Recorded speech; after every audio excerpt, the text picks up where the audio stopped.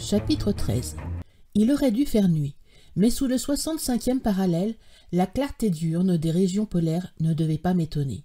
En Islande, pendant les mois de juin et juillet, le soleil ne se couche pas. Néanmoins, la température s'était abaissée. J'avais froid et surtout faim. Bienvenu fut le beau air qui s'ouvrit hospitalièrement pour nous recevoir.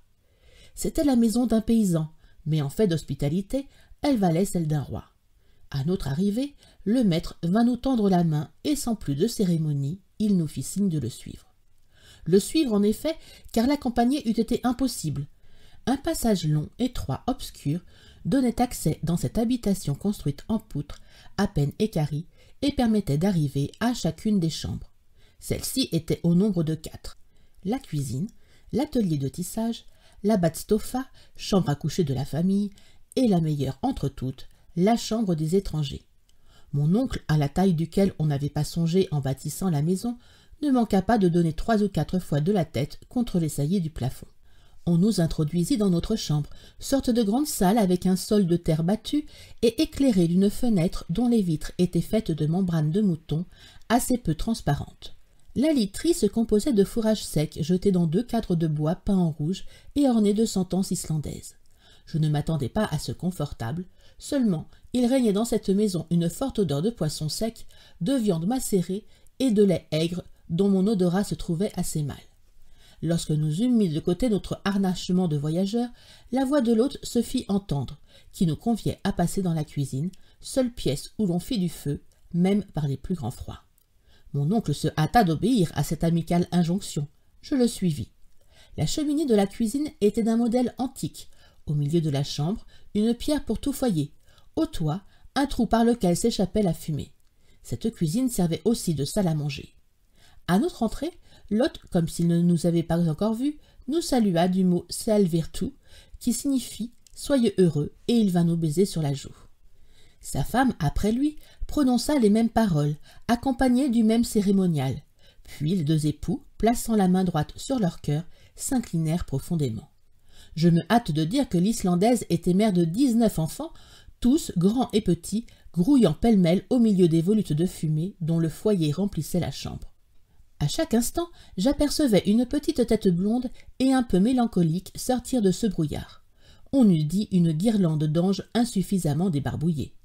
Mon oncle et moi nous fîmes très bon accueil à cette couvée, et bientôt il y eut 3 ou 4 de ces marmots sur nos épaules, autant sur nos genoux et le reste entre nos jambes.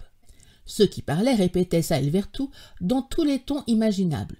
Ceux qui ne parlaient pas n'en criaient qu'à mieux. Ce concert fut interrompu par l'annonce du repas. En ce moment rentra le chasseur qui venait de pourvoir à la nourriture des chevaux, c'est-à-dire qu'il les avait économiquement lâchés à travers champs.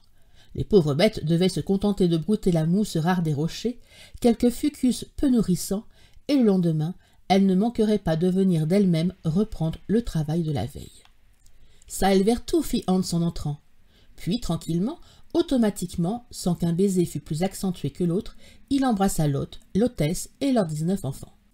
La cérémonie terminée, on se mit à table au nombre de 24, et par conséquent les uns sur les autres, dans le véritable sens de l'expression. Les plus favorisés n'avaient que 2 marmots sur les genoux. Cependant, le silence se fit dans ce petit monde à l'arrivée de la soupe, et la taciturnité naturelle, même aux gamins islandais, reprit son empire. L'hôte nous servit une soupe au lichen, et point désagréable, puis une énorme portion de poisson sec nageant dans du beurre aigri depuis 20 ans, et par conséquent bien préférable au beurre frais d'après les idées gastronomiques de l'Islande. Il y avait avec cela du skyr, sorte de lait caillé accompagné de biscuits et relevé par du jus de baie de genièvre. Enfin, pour boisson, du petit lait mêlé d'eau, nommé blanda dans le pays. Si cette singulière nourriture était bonne ou non, c'est ce dont je ne pus juger. J'avais faim et au dessert, j'avalais jusqu'à la dernière bouchée une épaisse bouillie de sarrasin. Le repas terminé, les enfants disparurent. Les grandes personnes entourèrent le foyer où brûlait de la tourbe, des bruyères, du fumier de vache et des os de poisson desséchés. Puis, après cette prise de chaleur, les divers groupes regagnèrent leurs chambres respectives. L'hôtesse offrit de nous retirer, suivant la coutume, nos bas et nos pantalons, mais sur un refus des plus gracieux de notre part, elle n'insista pas et je pus enfin me blottir dans ma couche de fourrage. Le lendemain, à 5 heures, nous faisions nos adieux aux paysans islandais. Mon oncle eut beaucoup de peine à lui faire accepter une rémunération convenable, et Hans donna le signal du départ. À 100 pas de Gardère, le terrain commença à changer d'aspect. Le sol devint marécageux et moins favorable à la marche. Sur la droite, la série des montagnes se prolongeait indéfiniment comme un immense système de fortifications naturelles dont nous suivions la contrescarpe. Souvent des ruisseaux se présentaient, à franchir qu'il fallait nécessairement passer à gué et sans trop mouiller les bagages. Le désert se faisait de plus en plus profond. Quelquefois cependant une ombre humaine semblait fuir au loin. Si les détours de la route nous rapprochaient inopinément de l'un de ces spectres, j'éprouvais un dégoût soudain à la vue d'une tête gonflée, à peau luisante, dépourvue de cheveux et de plaies repoussantes que trahissaient les déchirures de misérables haillons. La malheureuse créature ne venait pas tendre sa main déformée. Elle se sauvait au contraire, mais pas si vite que Hans ne l'eût salué du Saelvertu habituel. « Spetelsk » disait-il. « Un lépreux » répétait mon oncle. Et ce mot seul produisait son effet répulsif. Cette horrible affection de la lèpre est assez commune en Islande. Elle n'est pas contagieuse, mais héréditaire. Aussi le mariage est-il interdit à ces misérables. Ces apparitions n'étaient pas de nature à égayer le paysage qui devenait profondément triste. Les dernières touffes d'herbe venaient mourir sous nos pieds. Pas un arbre, si ce n'est quelques bouquets de bouleaux nains semblables à des broussailles. Pas un animal, sinon quelques chevaux, de ceux que leur maître ne pouvait nourrir, et qui erraient sur les mornes plaines. Parfois, un faucon planait dans les nuages gris et s'enfuyait à tire-d'aile vers les contrées du sud. Je me laissais aller à la mélancolie de cette nature sauvage, et mes souvenirs me ramenaient à mon pays natal.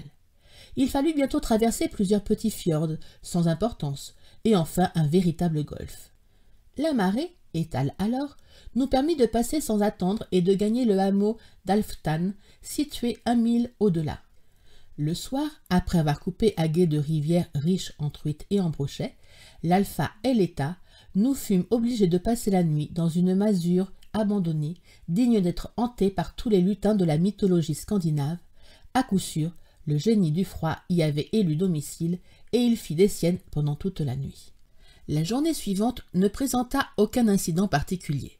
Toujours même sol marécageux, même uniformité, même physionomie triste. Le soir, nous avions franchi la moitié de la distance à parcourir et nous couchions à l'annexia de Kreusolpt.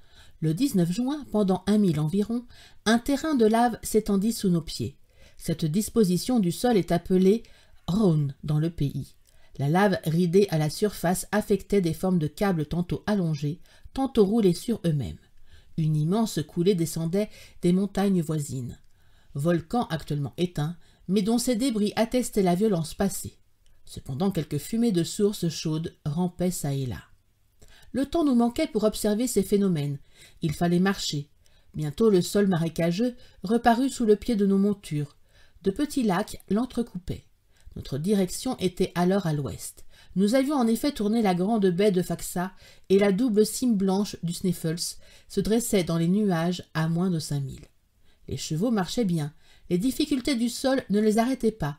Pour mon compte, je commençais à devenir très fatigué. Mon oncle demeurait ferme et droit comme au premier jour. Je ne pouvais m'empêcher de l'admirer à l'égal du chasseur, qui regardait cette expédition comme une simple promenade. Le samedi 20 juin, à 6 heures du soir, nous atteignions Budir, bourgade située sur le bord de la mer, et le guide réclamait sa paye convenue. Mon oncle régla avec lui. Ce fut la famille même de Hans, c'est-à-dire ses oncles et cousins germains, qui nous offrit l'hospitalité. Nous fûmes bien reçus, et sans abuser des bontés de ces braves gens, je me serais volontiers refait chez eux des fatigues du voyage. Mais mon oncle, qui n'avait rien à refaire, ne l'entendait pas ainsi, et le lendemain, il fallut enfourcher de nouveau nos bonnes bêtes.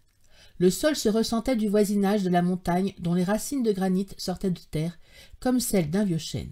Nous contournions l'immense base du volcan. Le professeur ne le perdait pas des yeux. Il gesticulait, il semblait le prendre au défi et dire « Voilà donc le géant que je vais dompter !»